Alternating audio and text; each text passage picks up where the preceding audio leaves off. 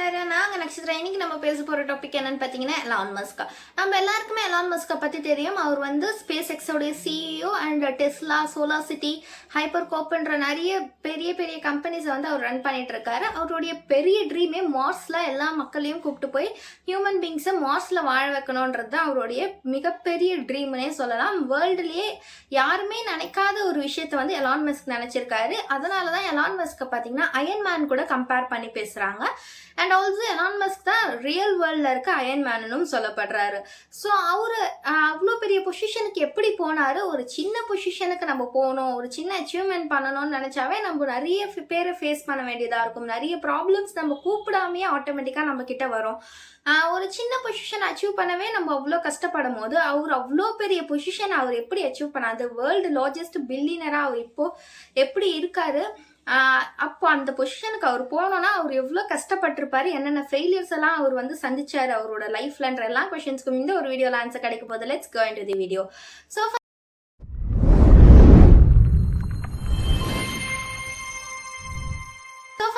Elon Musk வந்து கனடாவை சேர்ந்தவங்க. அவங்களுடைய அப்பா வந்து எலக்ட்ரோ மெக்கானிக்கல் இன்ஜினியர், அவங்களுடைய அம்மா வந்து ஒரு மாடலிங். ஸோ அவருக்கு வந்து பிரதர் அண்ட் சிஸ்டர் 2 பேர் இருக்காங்க. ஸோ இவர் வந்து சைல்ட்ஹுட் டேஸில் நல்லா தான் போயிட்டுருக்கு. ஸோ சடனாக அவர் நல்லா தான் இருந்தது, அவரோட சைல்ட்ஹுட் டேஸ் நல்லா இருந்துச்சு. பட் சடனாக அவங்க அப்பாவுக்கும் அம்மாவுக்கும் ரொம்ப அதிகமான ஃபைட் வர ஆரம்பிச்சிருக்கு. ஸோ அப்பப்போ சின்ன சின்ன ஃபைட்ஸ் போடுவாங்க. அதை பார்த்து எலான் பார்த்தீங்கன்னா சின்ன வயசில் ரொம்ப டிப்ரெஸ் ஆயிருக்காரு. பட் ஆனால் காலப்போக்கில் அவங்களுக்கு ஆல்டர்னேஷன் இஸ் எக்ஸ்கலேட்டட். ரொம்ப அதிகமாக ஃபைட் வர ஆரம்பிச்சு ஒரு கட்டத்தில் அவங்க 2 பேரும் டிவோர்ஸ் வாங்கி பிரியவும் செஞ்சுருக்காங்க. ஸோ அவங்க அம்மாவும் அப்பாவும் பிரிஞ்சதுக்கு அப்புறமா எலான் மஸ்க் பார்த்தீங்கன்னா அவங்க அப்பா கூட இருக்காங்க. அப்பா கூட ஃப்ரெண்ட்லியாவோ லவ்லியாவோ அவங்க இல்லை.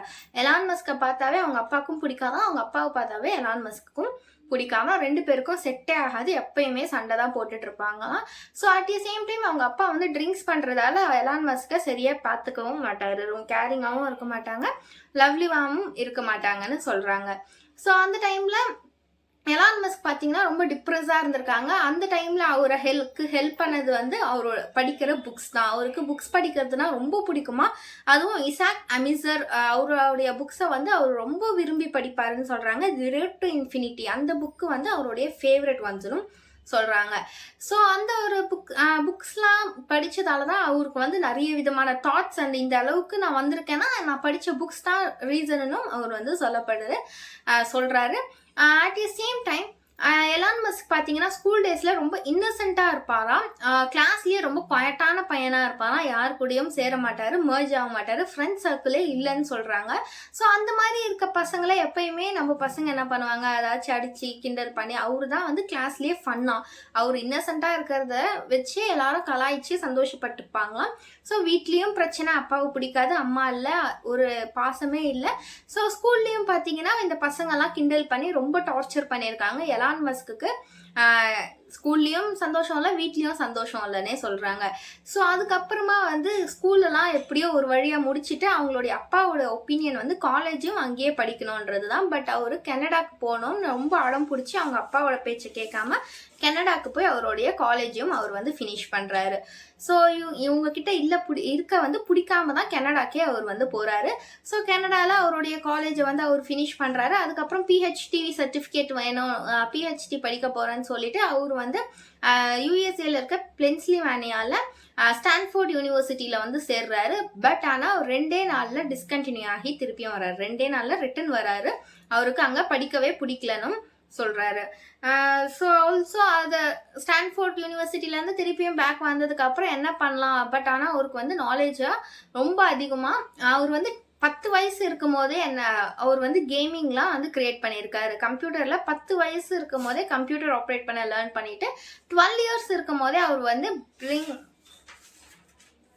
பிரிங்கல்ன்ற ஒரு கேமை வந்து கிரியேட் பண்ணியிருக்காரு. அதை வந்து $500க்கும் சேல் பண்ணியிருக்காரு ஒரு கம்பெனி கிட்ட. ப்ரோக்ராம்ஸ்லாம் ஸ்டார்ட் ஆகிற ப்ரோக்ராம்ஸ்லாம் அப்போ தான் வருது. அந்த டைம்லேயே வந்து டீச்சர்ஸ்க்கே ப்ரோக்ராம்ஸை பற்றி அவ்வளோவா தெரியாது. பட் இவர் அந்த ப்ரோக்ராம்ஸ் எல்லாம் லேர்ன் பண்ணி அவர் வந்து பிரிங்கல்ன்ற ஒரு வீடியோ கேமையும் கிரியேட் பண்ணி அதை ஒரு பெரிய கம்பெனிக்கு $500க்கு சேலும் பண்ணியிருக்காரு. அந்த டைமில் $500 இந்தியன் மணிக்கு 44,000. அந்த கேமை வந்து அந்த அளவுக்கு அவர் வந்து கிரியேட் பண்ணி சேல் சேல் பண்ணியிருக்காருன்னு சொல்கிறாங்க. ஸோ அண்ட் ஆல்சோ புக்ஸ் வந்து அவருக்கு படிக்க பிடிக்கும். ஸோ ஸ்டான்ஃபோர்ட் யூனிவர்சிட்டியிலேருந்து ரிட்டர்ன் வந்ததுக்கப்புறம் திருப்பியும் அவருக்கு ஆல்ரெடி சின்ன வயசுலேயே டெக்னாலஜி பற்றி பிடிச்சிருக்கு இல்லையா. ஸோ டெக்னாலஜி வைஸ் அவர் பிஸ்னஸ் ஏதாச்சும் பண்ணணும்னு சொல்லி நினைக்கிறாரு. ஸோ அந்த டைமில் அவர் பிஸ்னஸ் பண்ணணும்னு ஒரு கம்பெனியை வந்து ஸ்டார்ட் பண்ணுறாரு 1995. ஸோ சில இன்வெஸ்டர்ஸ்லாம் வந்து அவங்களுக்கு பார்ட்னராக வந்து சேர்றாங்க. ஸோ அவங்களோட சேர்ந்து இவர் வந்து ஒரு சின்ன கம்பெனியை உருவாக்குறாரு. அந்த கம்பெனியில் யூனிக்காக ஏதாச்சும் பண்ணணும், க்ரியேட்டிவிட்டியாக இருக்கணும்னு சொல்லி கம்ப்யூட்டரில் ட்ராயிங் பண்ணுற ஒரு விஷயத்த வந்து அவர் கொண்டு வந்தார். அது வந்து நிறைய கம்பெனிஸ்க்கு யூஸ்ஃபுல்லாக இருந்துச்சு. ஸோ இந்த ஒரு கம்ப்யூட்டரில் ட்ரா பண்ணணுன்ற அந்த ஒரு டெக்னாலஜி வந்து எலான் மஸ்கை நிறைய பேர் பாராட்டினாங்க. அண்ட் ஆல்சோ அந்த கம்பெனியை வந்து வாங்கிக்கிறதுக்காக நிறைய கம்பெனி வந்து கியூவில் வந்தாங்கன்னே சொல்லலாம். ஸோ எலான் மஸ்க்கு அந்த கம்பெனியை விற்கிறதுக்கு மனசே வரல. பட் இன்வெஸ்டர்ஸ்லாம் வந்து இல்லை நீ விற்று தான் ஆகணும்னு சொல்லி அவரை வந்து ரொம்ப புஷ் பண்ணி அந்த கம்பெனியும் சேல் பண்ண விட்டுடுறாங்க. ஸோ அந்த கம்பெனியை அவர் விற்றதுக்கு அப்புறமா அதனால் அவருக்கு வந்து கொஞ்சம் மணி கிடைக்குது. ஸோ அந்த மணியை வச்சு அவர் திருப்பியும் இன்னொரு கம்பெனியை வந்து ஸ்டார்ட் பண்ணுறாரு.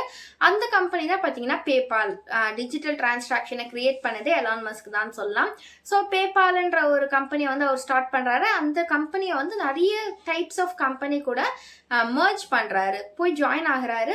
பிகாஸ் டு இக்னோர் காம்படிஷன்ஸ், ஒரே டைப் ஆஃப் கம்பெனிஸ் கூட வந்து பேபால் மாதிரியே இருக்கக்கூடிய நிறைய கம்பெனி கூட வந்து ஜாயின் ஆகுறாரு டு இக்னோர் காம்படிஷன்னு சொல்லலாம்.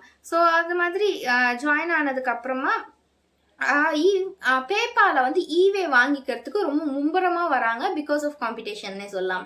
இவங்க பேபால் வளர்ந்துட்டா ஈவே வந்து டவுன் ஆகிடும். ஸோ ஈவே வந்து பேபாலை வாங்கிறதுக்கு ரொம்ப நிறைய மணி ஆஃபர் பண்ணுறேன், நீங்கள் வந்து எனக்கு கொடுத்துருன்னு ரொம்ப ப்ரெஷர் பண்ணுறாங்க. பட் எலான் மஸ்க்கு சுத்தமாக விருப்பமே கிடையாது. பட் இன்வெஸ்டர்ஸ் எல்லாமே அகைன் அவரை வந்து ஃபோர்ஸ் பண்ணுறாங்க, இந்த பேபாலை வித்துடலாம், நீ ஏன் இப்படி பண்ணுறேன்னு ஃபோர்ஸ் பண்ணுறாங்க. அண்ட் ஆல்சோ இன்வெஸ்டர்ஸ்லாம் எலான் மஸ்கை வந்து அவருடைய பொசிஷன்லேருந்து ரிசைன் பண்ணுறாங்க. அதை வந்து ஆல்ரெடி அவருக்கு தெரியும், எலான் மஸ்க்கு தெரியும் இவங்க இப்படி தான் பண்ணுவாங்க, நம்ம பொசிஷன்லேருந்து ரிசைன் பண்ணுவாங்க. நிறைய ஷேர்ஸை வந்து இவர் வந்து கொஞ்சம் கொஞ்சமாக காசு சேர்த்து வச்சு அந்த ஷேர்ஸ் எல்லாம் வாங்கி வச்சிருக்காரு.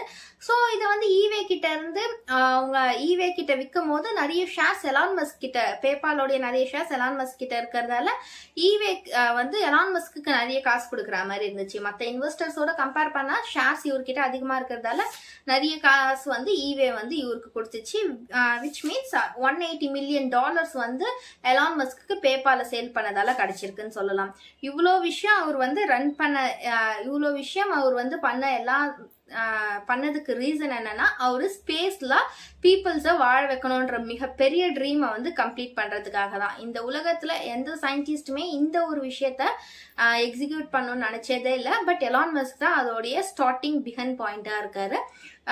ஸோ எலான் மஸ்க்கு இதுதான் ஒரு ரீசன், அவருக்கு ரொம்ப அதிகமாக காசு தேவைப்படும். ஸோ அதுக்காக பண்ணப்பட்ட பிஸ்னஸ் தான் இதெல்லாம்னே தவிர இவர் ப்ராஃபிட்காக இந்த பிஸ்னஸ்லாம் பண்ணதில்லை. ஒரு மாஸ்ல பீப்புள்ஸை கொண்டு போகணுன்ற அந்த ஒரு ராக்கெட், அந்த ஒரு விஷயத்துக்காக தான் இவ்வளோ ஃபெயிலியர்ஸ், இவ்வளோ பிஸ்னஸ் எல்லாமே பண்ணி காசு சேர்த்து வச்சிருக்காரு.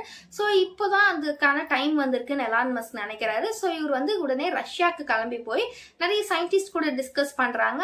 பட் அந்த ஒரு டிஸ்கஷன்ல அவருக்கு சாட்டிஸ்ஃபேக்ஷன் கிடையாது. பிகாஸ் சயின்டிஸ்ட்லாம் வந்து ரொம்ப அதிகமாக காசு செலவாகும், ராக்கெட்லாம் சென்ட் பண்ணோம்னா ரொம்ப அதிகமாக செலவாகும், அதுக்கு நம்ம கிட்ட காசு இல்லைன்னு சொல்றாங்க. அட் த சேம் டைம் பேபால வித்ததால அவருக்கு வந்து காசு கிடைச்சது இல்லையா, அதுல வந்து அவரு டெஸ்லான்ற ஒரு கம்பெனியும் சோலார் சிட்டின்ற ஒரு கம்பெனியும் ஸ்டார்ட் பண்றாரு. டெஸ்லா வந்து $70 million, solar city $10 million start பண்ணப்படுது. கூட டிஸ்கஸ் பண்ணது அவருக்கு வந்து சாட்டிஸ்ஃபேக்ஷனா இல்லை. அவருங்க வந்து நிறைய காசு செலவாகும்னு சொல்றதால இவர் வந்து ரொம்ப கஷ்டப்படுறாருன்னா அவருடைய செல்ஃப் கான்ஃபிடென்ட்டா அப்பவும் அவர் விடவே இல்லை. ஸோ நிறைய ராக்கெட்டை பற்றி தெரிஞ்சிக்க ஆரம்பிக்கிறாரு. ராக்கெட் சம்மந்தப்பட்ட நிறைய புக்ஸை வந்து அவர் படிக்க ஆரம்பிக்கிறாரு. அதுலேருந்து அவருக்கு வந்து ஒரு விஷயம் புரிய வருது. ராக்கெட் தயாரிக்க வெளிலேருந்து மெட்டீரியல்ஸ் அண்ட் குட்ஸ்லாம் வாங்குறதால தானே நம்மளுக்கு காஸ்ட் அதிகமாக ஆகுது. அதை நம்மளே ஓனாக மேனுஃபேக்சர் பண்ணால் நமக்கு ரொம்ப செலவு மிச்சமாகும்னு சொல்லிட்டு அந்த ஒரு பிளானை வந்து எக்ஸிக்யூட் பண்ண நினைக்கிறாரு. ஸோ அதனால கிரியேட் பண்ணப்பட்டது தான் ஸ்பேஸ் எக்ஸ் கம்பெனின்னு சொல்லலாம். அந்த ஒரு நிறுவனம் தான் அவருக்கு மாஸ்க்கு பீப்புள்ஸை கொண்டு போகிறதுக்கான ஃபர்ஸ்ட் ஸ்டெப் அவருக்கு வந்து கிரியேட் பண்ணதுன்னு சொல்லலாம். ஸ்பேஸ் எக்ஸ் கம்பெனி வந்து ஸ்டார்ட் ஆகுது. தி வேர்ல்டு ஃபர்ஸ்ட் பிரைவேட் அஸ்ட்ரோலாஜிக்கல் கம்பெனின்ற ஒரு நேமையும் ஸ்பேஸ் எக்ஸ் வாங்குது.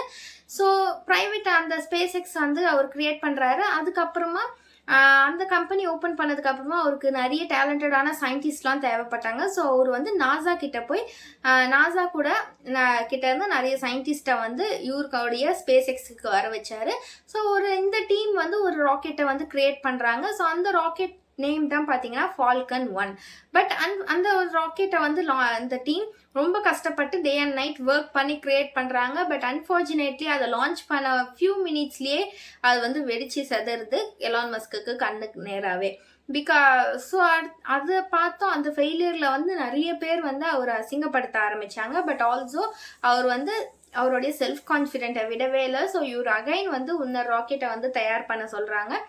இவருடைய டீம் மொத்தமே சேர்ந்து அகைன் இன்னொரு ராக்கெட்டை வந்து புல் பண்ண ஆரம்பிக்கிறாங்க. அந்த ராக்கெட்டும் பார்த்தீங்கன்னா லான்ச் பண்ண கொஞ்ச நேரத்திலேயே வெடிச்சு கொஞ்ச நேரத்திலேயே கடலில் வந்து விழுந்துடுதுன்னு சொல்கிறாங்க. ஒரு இன்ஜின் ப்ராப்ளம்னால லான்ச் பண்ண கொஞ்ச நேரத்திலேயே கடலில் வந்து விழுந்துடுதான். ஸோ இதை பார்த்தும் தோர்ந்து போகாத எலான் மஸ்க் ஸ்டில் ஒர்க் பண்ண ஆரம்பிக்கிறாரு. அந்த டைமில் தான் நாசா கூட போய் எலான் மஸ்க் ஜாயின் ஆகிறாரு. சிங்கிளாக இருந்தால் அந்த அளவுக்கு ஒரு ஆப்பர்ச்சுனிட்டி கிடைக்காது. ஸோ நாசா கூட போய் எலான் மஸ்க் வந்து ஜாயின் பண்ணுறாரு. ஸோ நாசா கூட ஜாயின் பண்ணதுக்கு அப்புறமா இவருக்கு வந்து ஒரு ப்ராஜெக்ட் வந்து நாசா தராங்க. இங்கேருந்து ஸ்பேஸுக்கு போனோம், அந்த ஒரு சேட்டலைட்ஸ் எல்லாம் வந்து ஸ்பேஸில் லான்ச் பண்ணோன்ற மாதிரி ஒரு ப்ராஜெக்ட் வந்து நாசா தராங்க. பட் அந்த ராக்கெட்டும் பார்த்தீங்கன்னா அன்ஃபார்ச்சுனேட்லி ஃபெயிலியர் ஆகுது. இதுக்கப்புறமா ரொம்ப டிப்ரெஸ் ஒரு ரொம்ப எடுத்தாலுமே பார்த்தீங்கன்னா அவருக்கு அடி மேலே அடி விழுந்துட்டே இருக்கு. எதையுமே அவரால் அச்சீவ் பண்ணவே முடியல. அண்ட் ஆல்சோ அவருடைய மேரேஜ் லைஃப்பும் அவருக்கு நல்லா இல்லை.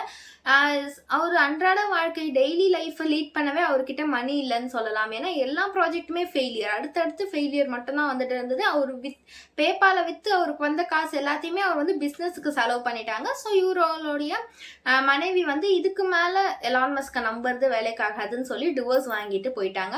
ஸோ அந்த டைம்லேயும் அவர் வந்து அவருடைய நம்பிக்கையை மட்டும் கைவிடவே இல்லை. அவரை ஒரு நாளும் நம்ம தோத்துட்டோம்னு நினைக்கவே இல்லைன்னு சொல்கிறாங்க. ஸோ அகைன் அவர் வந்து வெயிட் பண்ணுறாரு, ஏதாச்சும் ஒரு ஆப்பர்ச்சுனிட்டி வரும்னு வெயிட் பண்ணுறாரு. பட் யாருமே அவரை நம்ப மாட்டுறாங்க. எலான் மஸ்க்னாவே ஃபெயிலியர்ன்ற மாதிரி கன்சிடர் பண்ணுறாங்க. ஸோ எந்த இன்வெஸ்டர்ஸுமே எலான் மஸ்கை நம்பி இன்வெஸ்ட் பண்ண மாட்டுறாங்க. அண்ட் ஆல்சோ எந்த ஆப்பர்ச்சுனிட்டியுமே வராமல் இருக்குது. ஸோ அந்த டைமில் லாஸ்ட்டாக நாசா வந்து எலான் மஸ்கை இன்வைட் பண்ணி ஒரு ப்ராஜெக்ட் வந்து தராங்க. இந்த ஒரு ராக்கெட் வந்து ஸ்பேஸுக்கு சென்ட் பண்ணணும், மூணுக்கு சென்ட் பண்ணணும்னு ஒரு ப்ராஜெக்ட் தராங்க. ஸோ இதுதான் நம்மளுடைய லாஸ்ட் ஆப்பர்ச்சுனிட்டி. இதை மட்டும் விட்டோன்னா இதுக்கு மேலே நம்ம லைஃப்பில் அச்சீவ் பண்ண சான்ஸே கிடையாதுன்னு டிசைட் பண்ணி ரொம்ப ஹார்ட் ஒர்க் பண்ணுறாரு. டே அண்ட் நைட் ஃபுல்லாக ஹார்ட் ஒர்க் பண்ணி பக்காவாக அந்த ராக்கெட்டை வந்து க்ரியேட் பண்ணுறாங்க. அதோட பேர் ஃபால்கின். ஸோ அந்த ராக்கெட்டை வந்து பக்காவாக ரெடி பண்ணி அதை வந்து லான்ச் பண்ணுறாங்க. ஸோ சக்ஸஸ்ஃபுல்லாக அந்த ராக்கெட்டும் லான்ச் ஆகி அவங்களுடைய மிஷனை கம்ப்ளீட் பண்ணுது. ஸோ இந்த ஒரு சக்ஸஸ் மூலயமா எலான் மஸ்க்கு நல்ல பேர் கிடைக்குது. நாசாவும் நிறைய ஆப்பர்ச்சுனிட்டிஸை வந்து அடுத்தடுத்து எலான் மஸ்க்கு கொடுத்துட்டே இருக்காங்க. 1.6 பில்லியனில் நாசா வந்து எலான் மஸ்க் கூட அக்ரிமெண்ட் போட்டாங்க. At the same time Tesla நிறுவனமும் ரொம்ப நல்லாவே அந்த டைமில் போயிட்டுருக்கு. டெஸ்லாவில் எலக்ட்ரிக்கல் கார்ஸ், டெஸ்லானா எலக்ட்ரிக்கல் கார்ஸ்னு நம்மளுக்கு எல்லாமே தெரியும். ஸோ எலக்ட்ரிக்கல் கார்ஸ் பேசிக்காகவே ரொம்ப ஸ்லோவாக தான் போகும். பட் இவருடைய டெஸ்லா கம்பெனியில் மட்டும் லித்தியம் மிலான் யூஸ் பண்ணி பண்ணுறதால அந்த டெஸ்லா கார்ஸ் வந்து ரொம்ப ஃபாஸ்ட்டாகவே போகும். அண்ட் ஆல்சோ சக்ஸஸ்ஃபுல்லாக போயிட்டுருக்குன்னு சொல்லலாம். ராக்கெட் ஸ்பேஸ் எக்ஸும் நல்லா போயிட்டுருக்கு, டெஸ்லாவும் நல்லா போயிட்டுருக்கு. அண்ட் ஆல்சோ சோலார் சிட்டி வந்து அவர் கிரியேட் பண்ணதுக்கான காரணமே அவரோட சின்ன வயசுலேருந்து புக்ஸ் படித்தார் இல்லையா, அந்த இசாக் ஆர்மர் அந்த ஆத்தர் மூலியமாக தான் அவருக்கு இந்த ஒரு தாட்டே வந்துச்சு. பீப்புள்ஸ்க்கு என்ன தான் பிஸ்னஸ் பண்ணாலும் அந்த மூனை பற்றி மார்ஸை பற்றி அவர் திங்க் பண்ணாலும் மக்களுக்கு எப்படியாச்சும் நல்லது பண்ணணும், அவங்க வந்து சேஃபாக இருக்கணும், அவங்கள காப்பாற்றணுன்ற ஒரு மோட்டிவ் எலான் மஸ்க்கு சின்ன வயசுல இருந்தே வந்திருக்கு. அதுக்கான ரீசன் அந்த புக்ஸ் தான். ஸோ அந்த ஒரு ரீசன்னால தான் அவர் சோலார் சிட்டியும் கிரியேட் பண்ணியிருக்காரு. ஸோ சோலார் சிட்டியும் பார்த்தீங்கன்னா நல்லாவே இருந்துட்டு இருக்கு, நல்லாவே ரன் ஆகிட்டு இருக்கு. ஸோ இதுக்கப்புறமா எலான் மஸ்க் லைஃபும் நல்லா செட்டில் ஆயிடுச்சு. அது ஆல்சோ இப்போ வேர்ல்டு லார்ஜஸ்ட் பில்லியனர் அமேசான கூட ஏதோ ஒரு ஃபைட்லாம் கூட நடந்துச்சு. பட் அவர் ட்விட்டர் அண்ட் டெலிகிராமில் ட்விட்டரில் ரிப்ளை பண்ணதால நிறைய ப்ராப்ளம்ஸ் வந்து எலான் மஸ்க் அவர் எதுலேயுமே இல்லைனாலும் அவரை வந்து பிரச்சனை வந்து தேடி வந்துட்டே தான் இருக்கும். ஸ்டில் அவருக்கு மேலே நிறைய பேர் பிளாக் மார்க் சொல்கிறாங்க. நிறைய பேர் வந்து சோலார் சிட்டி மார்ஸுக்கு பீப்புள்ஸை கொண்டு போனோம், அது எல்லாமே பிஸ்னஸ் நோக்கத்தில் தான் எலான் மஸ்க் பண்ணுறாங்க. அவருடைய மோட்டிவ் ஒன்லி ப்ராஃபிட் ஏர்ன் பண்ணுறது தான், மக்களுக்கு நல்லது பண்ணணுன்றதுலாம் கிடையாது. நிறைய பேர் வந்து எலான் மஸ்கை சொல்லிட்டு தான் இருக்காங்க. பட் அவர் எதையுமே கண்டுக்காம அவர் பாட்டு அவருடைய வேலையை பார்த்துட்டு போயிட்டு இருக்காரு. அண்ட் ஆல்சோ ஒரு இன்டர்வியூவில் அவர் வந்து மென்ஷன் பண்ணியிருக்கிறது என்னன்னா, மார்ஸில் வந்து ஒரு பெரிய பாம்பை வந்து இன்டியூஸ் பண்ணோன்னா அந்த ஒரு பாம் மூலயமா நிறைய மார்ஸில் சேஞ்சஸ் நடக்கும். அந்த ஒரு சேஞ்சஸ் வந்து இன்கேஸ் ஹியூமன் வாழறதுக்கான சேஞ்சஸாக இருக்கலாம்னு சொல்லி அவர் வந்து சொல்லியிருக்காரு. ஸோ அதை கேட்டுட்டும் நிறைய பேர் வந்து அவரை பற்றி தப்பாக தான் பேசிகிட்டு இருக்காங்களே தவிர அவர் பண்ணுற நல்லது யாருக்குமே தெரியல. அண்ட் ஆல்சோ இவருடைய ஸ்டோரி மூலயமா நம்ம லேர்ன் பண்ணுற ஒரே விஷயம், யார் என்ன சொன்னாலும் எவ்வளோ ஃபெயிலியர்ஸ் வந்தாலும் நம்மளோட ட்ரீமை நோக்கி போயிட்டே இருந்தோம்னா கண்டிப்பாக ஒரு நாள் சக்ஸஸ் உண்டுன்னு நம்ம தெரிஞ்சுக்கலாம். அவர் எவ்வளோ ஃபெயிலியர்ஸ் வந்தாலும் அவங்க அம்மா அப்பா தங்கச்சி தம்பி யாருமே அவங்களுக்கு வந்து சப்போர்ட்டாக இல்லை. ஈவன் அவருடைய ஒய்ஃப்மே அவங்கள விட்டு போயிருக்காங்க. அவர் வந்து அவருடைய ட்ரீமை நோக்கி போயிட்டே இருக்காரு. பார்க்கலாம் அவருடைய ட்ரீம் அச்சீவ் பண்ணுவாரா, மார்ஸில் எல்லாரையும் ஹியூமன் பீங்ஸை வாழ வைப்பாரான்னு நம்ம வெயிட் பண்ணி தான் பார்க்கணும். அண்ட் ஆல்சோ நம்மளுடைய ட்ரீமை வந்து எந்த ஒரு டிஸ்ட்ராக்ஷனும் இல்லாமல் நம்ம அதை மட்டும் நோக்கி போயிட்டே இருந்தால் சக்ஸஸ் தான்ன்றதை இவருடைய ஸ்டோரி மூலயமா நம்ம லேர்ன் பண்ணலாம். இந்த மாதிரி இன்ட்ரெஸ்டிங்கான டாபிக்ஸ்லாம் உங்களுக்கு பிடிக்கும்னா நக்ஷத்ரா ஹேக்ரேவாவை சப்ஸ்கிரைப் பண்ணுங்கள். And then signing off Nakshatra. Thank you.